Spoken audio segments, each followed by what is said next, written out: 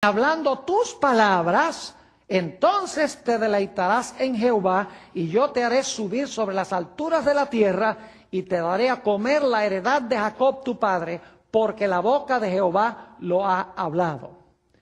Ahora, ¿qué significa eso? No andando en nuestros propios caminos, ni buscando nuestra propia voluntad, ni hablando nuestras propias palabras. Nos preguntamos qué significará eso. El espíritu de profecía amplía lo que significa eso. Es decir, no le está añadiendo a la Biblia, sino que está tomando los principios y magnificándolos, explicando cómo debemos prepararnos para el sábado. Quiero leerles una cita que encontramos en la revista Signs of the Times, mayo 25, 1882. Signs of the Times significa en español señales de los tiempos. Dice la autora lo siguiente: que cada familia adventista del séptimo día honre a Dios por una obediencia estricta a la ley. Algunos dicen, bueno, eso no es bíblico, que debemos guardar la ley. Claro que es bíblico. Jesús dijo, si me amáis, guardad mis mandamientos. Sigue diciendo ella, se les debe enseñar a los hijos a respetar el sábado. En el día de la preparación, es decir, el viernes, la ropa debe plancharse, los zapatos deben pulirse y el baño debe tomarse. Luego, en torno del altar familiar, todos deben reunirse para darle la bienvenida al día santo de Dios, así como esperan ansiosamente la llegada de un querido amigo. Está yendo en contra de la Biblia la autora porque dice que debemos tener los zapatos pulidos y debemos habernos tomado el baño y la ropa debe estar planchada y arreglada. Claro que no. Eso es hacer nuestra voluntad en el día santo de Dios. Y no debemos hacer nuestra voluntad, sino la voluntad de Dios. Es interesante notar también que la autora, cuando habla del sábado, dice que debemos cuidar los bordes del sábado. Es decir, no solamente debemos guardar el sábado, sino que debemos cuidar los minutos que vienen inmediatamente antes de comenzar el sábado y cuando termina el sábado. Y algunos dicen, ¿y dónde dice la Biblia eso? En principio, la Biblia contiene esa información. Noten Nehemías, el capítulo 13 y el versículo 19. Nehemías, el capítulo 13 y el versículo 19, nos dice lo que hacía Nehemías antes de comenzar el sábado para asegurarse de que todos estuvieran listos para observar el día. Dice allí, sucedió pues que cuando iba oscureciendo a las puertas de Jerusalén, antes del día de reposo, noten eso, antes del día de reposo, dije que cerrasen las puertas. Y ordené que no las abriesen hasta después del día de reposo. Y puse a las puertas a algunos de mis criados para que en día de reposo no introdujeran carga. Noten que aquí dice que se cerraron las puertas de Jerusalén antes de empezar el sábado, porque la gente debía estar en el espíritu, debían estar listos para observar el sábado. En armonía con este texto, Elena White amplía este asunto de que debemos cuidar los bordes del sábado. En el libro Testimonios para la Iglesia, tomo 6, página 356, dice la autora esto: debemos guardar celosamente los bordes del sábado. Acuérdese que cada momento está consagrado y es tiempo santo. Cuando es posible, los patrones deben darles la tarde libre a sus obreros desde el mediodía hasta que comience el sábado. Concédanles tiempo para prepararse a fin de que puedan darle la bienvenida al día del Señor con una mente serena. Es decir, debemos estar preparados para recibir el sábado. Como vimos en Nehemías, ya la Biblia expresa el principio, pero Elena White toma el principio y lo aplica en los aspectos del trabajo y de la vida práctica. Ahora notemos otro asunto que trata el espíritu de profecía. Elena White es muy clara de que no debemos participar de actividades teatrales, es decir, no debemos ir al teatro. En los días de ella era un teatro en vivo, los actores estaban allí en vivo, pero en principio hoy en día eso se aplicaría también a la televisión. Y alguno dice, ¿a dónde dice la Biblia no verás televisión o no verás películas? Allí Elena White le está añadiendo a la Biblia. Fíjense que no. Voy a leerles las citas primero del espíritu de profecía y luego entonces voy a leer algunos textos bíblicos que tienen el principio que amplía Elena White. Noten esta cita que encontramos en el Hogar Adventista, página 469. Dice la autora: entre los más peligrosos lugares del placer se encuentra el teatro. En vez de ser una escuela de moralidad y virtud, como se pretende a menudo, es el semillero de la inmoralidad. Estas diversiones fortalecen y confirman los hábitos viciosos y las inclinaciones pecaminosas. Los cantos viles, los ademanes, las expresiones y actitudes lascivas depravan la imaginación y degradan la moral. Todo joven que asista habitualmente a estos espectáculos se corromperá en sus principios. No hay en nuestra tierra influencia más poderosa para envenenar la imaginación, destruir las impresiones religiosas y embotar el gusto por los placeres tranquilos y las sobrias realidades de la vida que las diversiones teatrales. El amor por estas escenas aumenta con cada asistencia, como el deseo de bebidas embriagantes, es decir, crea un vicio ir al cine. Y dice, nuevamente, el amor por estas escenas aumenta con cada asistencia, como el deseo de bebidas embriagantes se fortalece con su consumo.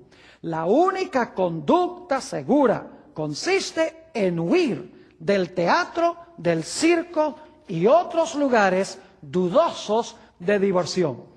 ¿Saben ustedes que la Biblia nos da en principio lo que dice Elena G. de White más específicamente? Ella es el microscopio, ella está ampliando, ella está magnificando lo que se encuentra en principio en la Sagrada Escritura. Vamos a anotar algunos versículos donde se da este principio de que debemos cuidar las avenidas del alma. Noten Romanos, el capítulo 12 y el versículo 2.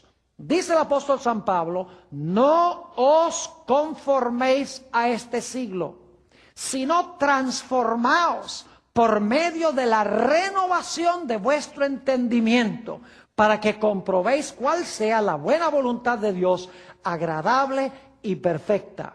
Noten que aquí dice que no debemos conformarnos a este mundo, ni debemos conformarnos a este siglo, sino que debemos ser transformados por la renovación de nuestra mente o, como dice aquí, de nuestro entendimiento. ¿Cómo podemos decir que nuestra mente se está renovando diariamente cuando estamos viendo en películas acciones inmorales de parte de los actores, estamos escuchando malas palabras, estamos viendo adulterio, estamos viendo gente haciendo trampa y echando mentiras? ¿Cómo podemos pensar que eso trae gloria a Dios y que eso renueva nuestro entendimiento y nos hace más como Jesús? Note lo que dice el apóstol San Pablo en 2 de Corintios, el capítulo 3 y el versículo 18. Nuevamente está el principio y entonces tenemos que aplicar el principio. 2 de Corintios, el capítulo 3 y el versículo 18. Dice lo siguiente: por tanto, nosotros todos, mirando a cara descubierta, como en un espejo, la gloria del Señor, somos transformados de gloria en gloria en la misma imagen como por el Espíritu del Señor. ¿Cómo somos transformados a imagen de Jesús? Aquí nos dice claramente que es contemplándolo a Él. Y nosotros lo contemplamos a Él a través del estudio de la Sagrada Escritura. Es decir, que nosotros somos lo que vemos y lo que oímos. Si metemos cosas malas por nuestros ojos y nuestros oídos, nuestra salud espiritual será mala y seremos desemejantes a Jesús. Pero si contemplamos a Jesús, lo hermoso, lo lindo, vamos a reflejar el carácter de Jesús, porque el apóstol Pablo dice que contemplando al Señor somos transformados de gloria en gloria a su misma semejanza. Tal vez podemos leer un texto más que presenta el principio de cuidar las avenidas del alma. Filipenses, el capítulo 4 y el versículo 8. Filipenses, el capítulo 4 y el versículo 8, nos dice el apóstol San Pablo: por lo demás, hermanos, todo lo que es verdadero, todo lo honesto, todo lo justo, todo lo puro, todo lo amable, todo lo que es de buen nombre, si hay virtud alguna, si algo digno de alabanza, en esto pensad. Fíjense, ¿en qué es que debemos pensar o reflexionar? Dice aquí, en todo lo que es verdadero, honesto, justo, puro, amable, de buen nombre, si hay alguna virtud o algo digno de alabanza, en esto nosotros debemos pensar. Así que cuando Elena G. de White dice que no debemos ir al teatro para llenar nuestras mentes de aquello que arruina nuestra relación con Jesús, no le está añadiendo nada a la Biblia, sino que está magnificando lo que dice la Sagrada Escritura. Ahora voy a tocar un punto bastante delicado. Tiene que ver con la indumentaria cristiana. Más específicamente, tiene que ver con el uso de prendas o con el uso de joyas. Hace muchas décadas en la iglesia cristiana se veía la diferencia entre la gente cristiana y los que no eran cristianos. Las mujeres cristianas vestían modestamente.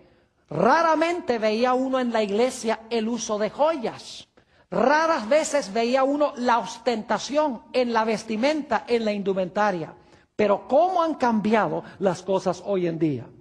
Quiero leerles, en primer lugar, un par de citas del espíritu de profecía y luego entonces vamos a ir a la Biblia para ver que Elena White está sencillamente ampliando lo que tenemos en la Sagrada Escritura.